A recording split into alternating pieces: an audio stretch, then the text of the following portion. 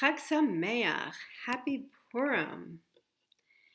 Pre-pandemic, I have been known to spend weeks, sometimes longer, planning my Purim costume. There was even the year I found props while cleaning out the classrooms in May that I immediately started plotting to use as a basis for my Purim costume the following February. I am that obsessive about it. I hadn't really thought much about why, however, until this year.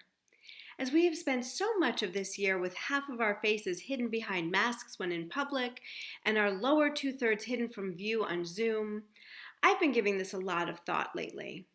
I will confess, being a night owl, often up till 2 or 3 a.m., I sometimes take early Zoom meetings in my pajamas, keeping my video feed off. Leggings and sweaters, or often workout clothes, have become my clothing of choice most days. On the rare occasion I leave my house, I carefully choose my mask to match either my outfit, the occasion, or my mood.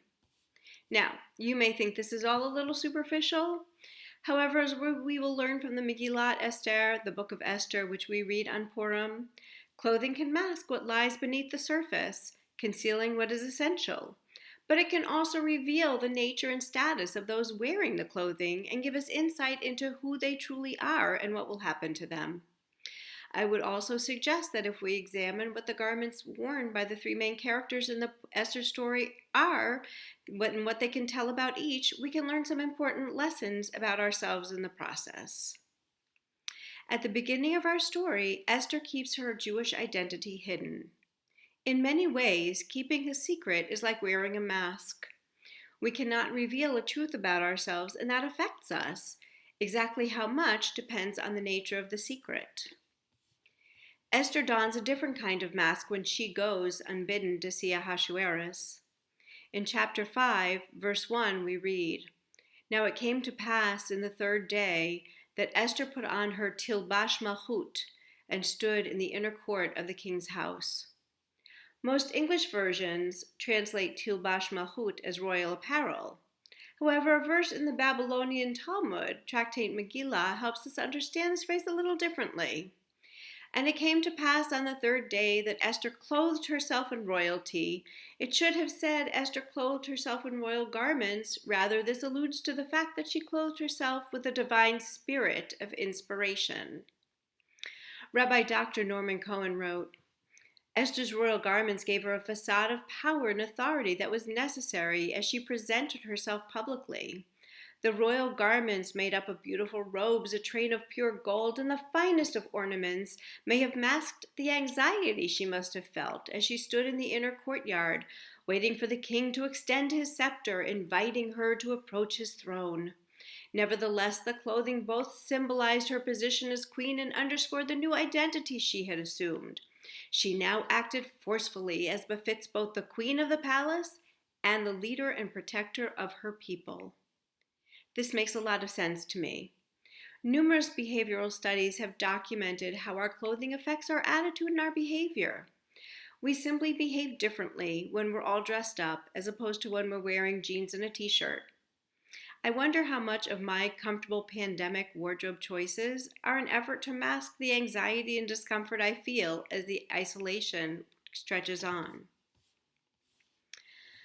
By contrast, Mordecai is seemingly entirely exposed, wearing no mask. When he hears of Haman's evil plan and the resulting royal decree, he dresses in sackcloth and cries loudly and bitterly through the city for all to see and hear. What are we to make of this public demonstration?